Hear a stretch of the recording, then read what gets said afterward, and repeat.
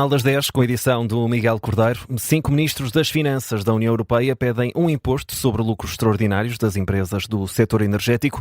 Um deles é Joaquim Miranda Sarmento. E isto é uma resposta ao aumento dos preços dos combustíveis devido à guerra no Irão. Esta notícia é da agência Reuters. Cita uma carta dos ministros, carta enviada à Comissão Europeia ontem, sexta-feira. A carta foi consultada hoje pela agência de notícias Reuters, que revela apenas que é assinada pelos ministros das Finanças de 5 países: Portugal, Espanha, Áustria, Alemanha e Itália. Defendem estes ministros que esta medida poderia ser interpretada como um sinal da União Europeia e da capacidade de responder a esta crise. O objetivo seria passar uma mensagem clara às empresas que estão a lucrar com as consequências da guerra, que devem fazer a sua parte e devem ajudar os contribuintes europeus. Entretanto, no conflito e no Dubai, as autoridades interceptaram um ataque contra o edifício da Oracle, uma das 18 empresas norte-americanas no Médio Oriente. Que, na verdade, já tinham sido ameaçadas pela Guarda Revolucionária do Irão no início da semana passada. Agora o Gabinete de Imprensa do Dubai, capital dos Emirados Árabes Unidos, escreve que as autoridades responderam a um incidente de menor dimensão depois de um ataque aéreo à fachada do edifício da Oracle. O ataque não fez feridos e as autoridades não dão informações sobre o autor. Miguel, continuam também as operações de resgate por um piloto norte-americano desaparecido. Que estava nessa queda de um caça F-15 ontem no sul do Irão.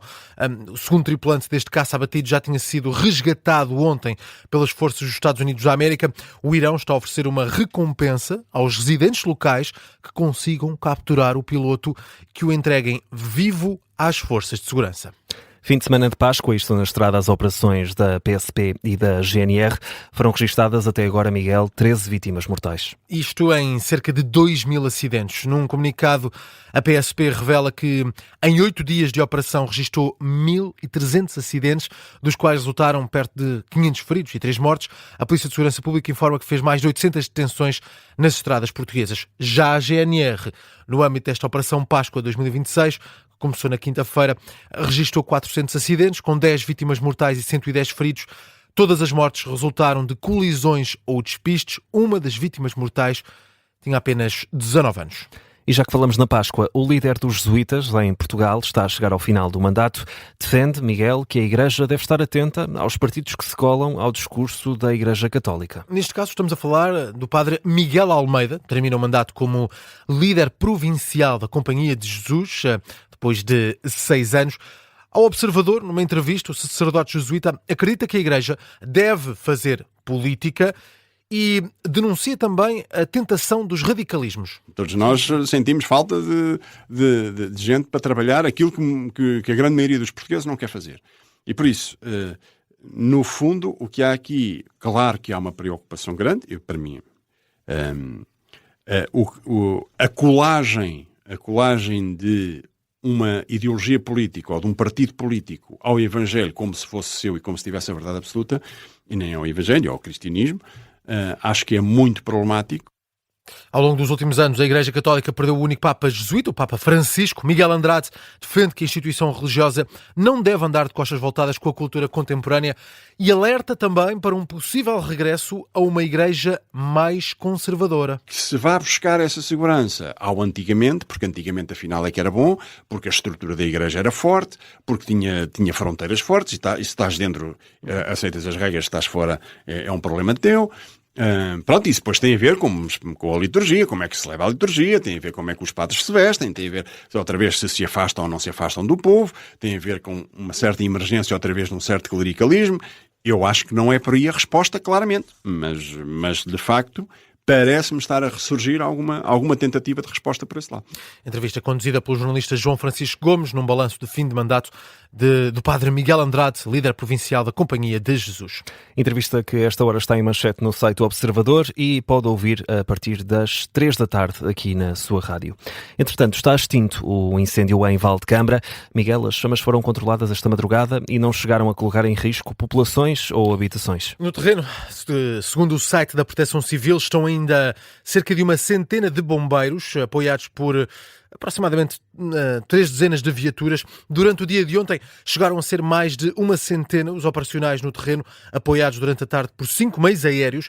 Apesar de o incêndio já estar extinto, o comandante dos bombeiros de Valdecâmara, Vítor Machado, alerta aqui na Rádio Observador para o perigo de reacendimento. Esse perigo existe, por isso é que continuamos com um dispositivo bastante alargado no dia de hoje, desperto para a situação do reacendimento, até porque trata-se de uma zona com difíceis acessos, que durante a noite foram combatidas com o material sapador, portanto, e aqui há sempre a possibilidade de haver um reacendimento. Comandante dos bombeiros de Valdecâmara, Vítor Machado, o dia de hoje vai ser de vigilância no terreno. Este incêndio começou por volta das 4 da tarde na localidade de Arões, no distrito de Aveiro, na área metropolitana do Porto. Terá sido provocado por uma queimada não autorizada. O secretário de Estado das Comunidades garante que Portugal vai acompanhar a transição política na Venezuela. Declarações aos jornalistas no final de uma visita de 4 dias à Venezuela. Emílio Sousa garante que a diplomacia portuguesa vai continuar presente na Venezuela em todos os momentos, uma vez que há muito trabalho diplomático e político a fazer. Esta é uma viagem de Estado que acontece dias depois de José Luís Carneiro, o líder do Partido Socialista, também ter visitado a Venezuela, uma visita muito criticada, também pelo PSD e pelo CDS. Foi descrita até como imprudente e irresponsável. Ainda assim, o secretário de Estado promete voltar à Venezuela. Estamos disponíveis para continuar a apoiar estas instituições, porque são fundamentais no bom funcionamento da nossa comunidade. Eu tenciono voltar, provavelmente haverá outros membros do governo que também poderão voltar, mas manterei esta grande proximidade com a nossa comunidade. É uma comunidade numerosa, muito, muito importante para a Venezuela, que nós queremos continuar a acompanhar. Penso que há aqui, como disse há bocadinho, uma expectativa boa na nossa comunidade, e eu, como secretário de Estado das Comunidades Portuguesas, com certeza que vou voltar à Venezuela para continuar a acompanhar, ajudar, fazer aquilo que é possível. Emílio Sousa no regresso a Portugal depois de 4 dias na Venezuela. Jornada 28 do campeonato em andamento. O Sporting sofreu, mas venceu ontem à noite o Santa Clara em Alvalade. Sendo que esteve a perder praticamente desde o início, o Santa Clara marcou logo no arranque, aos 3 minutos, gol de Klinsmann. Depois o Sporting respondeu, com golos de Pedro Gonçalves, Daniel Bragança e Francisco Trincão. Gonçalo Paciência acabou por reduzir para os açorianos e, no fim, Rafael Neles estreou-se a marcar na Primeira Liga, fechou o marcador em 4-2. Na reação a este encontro, o treinador, Rui Borges, disse que o Sporting esteve à altura deste desafio. Feliz por tudo que foi a resposta da equipa, individualmente e coletivamente, num jogo difícil, perante uma equipa que estava muito confiante, que vem com a melhor fase, se calhar, da época também. Uma equipa, como eu disse, muito competitiva, muito intensa, leva muito o jogo para a parte física, e nós conseguimos dar resposta ao longo do tempo e do jogo, sempre sobre essa fase, sobre essa parte também. Feliz por tudo que a equipa teve. Sporting consegue uma vitória frente ao Santa Clara, vitória por 4-2. E este jogo, Miguel, entre Sporting e Santa Clara, fica também marcado por alguma polémica na arbitragem. Sim, principalmente um lance em que há uma falta assinalada sobre Ricardo Mangas, defesa do Sporting, na área do Sporting. Uma falta que colocou um ponto final num lance de perigo para os açorianos. Uma má decisão da equipa de arbitragem, numa análise do ex-árbitro Pedro Henriques. O jogo teve outros casos, mas no geral, para o comentador Pedro Henriques, André Nassir esteve bem, porque assinalou corretamente uma grande penalidade e anulou bem um golo ao Santa Clara. Da parte negativa, diria, sobretudo a parte disciplinar, que não correu tão bem, como vimos aqui alguns lances, e aquela questão de, como falámos, do Mangas, que realmente é um lance que não pode acontecer à equipa de arbitragem. De qualquer maneira, naquilo que é mais impactante e que tem impacto direto naquilo que é o resultado do jogo, para mim, foram as duas principais decisões: o penalti bem assinalado, o gol bem anulado. Pedro Henriques dá uma nota 6 à arbitragem de André Narciso. Já o Futebol Clube do Porto entra hoje em campo e recebe o Famalicão às 8h30 da noite no Dragão. É um jogo que marca também o regresso dos azuis e brancos às competições nacionais, depois da pausa para seleções. Na antevisão a este jogo, Francesco Farioli, o treinador do Futebol Clube do Porto, quis deixar elogios à organização defensiva do Famalicão e reforça que o Futebol Clube do Porto precisa de 2 aliados para vencer este adversário. espírito de equipa e atitude. As a game is going to be a game that will demand from our side the best version. A partida vai exigir a nossa melhor versão em termos de atitude e de espírito. Têm sido os nossos melhores amigos até agora e amanhã têm de estar lá. Amanhã contamos com um dragão cheio, por isso todas as condições estão reunidas para ser um jogo importante. Everything that we have in front of Dragão that is going to be full. So I think there are all the conditions to play an important match. Sendo que, para este jogo, Diogo Costa e Rodrigo Mora, que falharam a convocatória da seleção, já estão dentro das opções para Francesco Farioli. O Futebol Clube do Porto Famalicão joga-se hoje às 20h30 da noite. E há relato e análise aqui na Rádio Observador, emissão conduzida pelo Vicente Figueira, com relato em direto do Pedro Fernandes e comentários de Filipe Coelho, Luís Pinto Coelho e também do áudio-árbitro Pedro Henriques. Para já, Miguel Cordeiro, são 10h11. Que outras notícias estão em destaque a esta hora? Ainda no desporto, José Mourinho está nesta altura a fazer a antevisão ao jogo frente ao Casa Pia. É só na próxima segunda-feira, mas a antevisão acontece já hoje. É uma conferência de imprensa de José Mourinho em que já revelou uma das dúvidas. A ausência de Orsnes. Diz José Mourinho que Orsnes, médio do Benfica, continua lesionado, não está recuperado e não vai estar disponível para o jogo frente ao Casa Pia.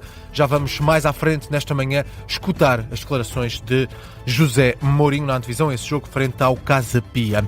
Destaque também para a guerra na Europa. Um ataque com mísseis e drones fez um morto e 4 feridos no sul da Rússia. O míssil atingiu uma instalação comercial na região de Rostov. Os feridos estão em estado crítico. O governador adianta que também esta madrugada foi atingido o navio no mar de Azov e confirma a resposta ucraniana à agressão russa. Ontem, uma nova onda de ataques aéreos russos matou 14 ucranianos.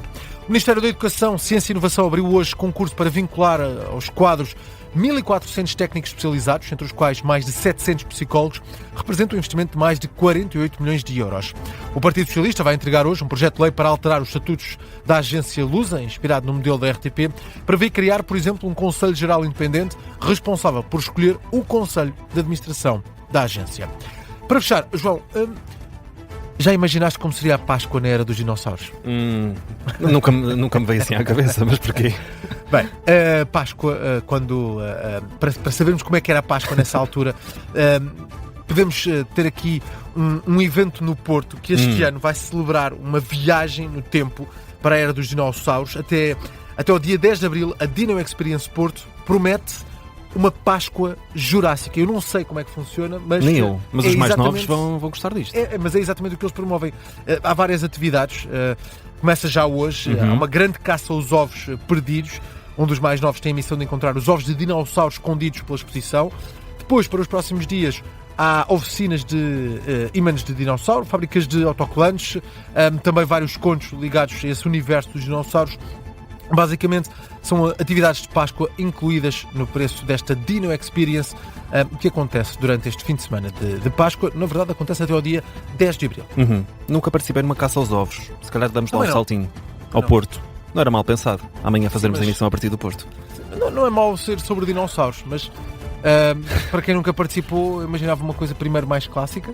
Sim. E depois podemos aventurar-nos para situações destas. Ok, combinado, Miguel Cordeiro. Fica por aqui a edição das 10.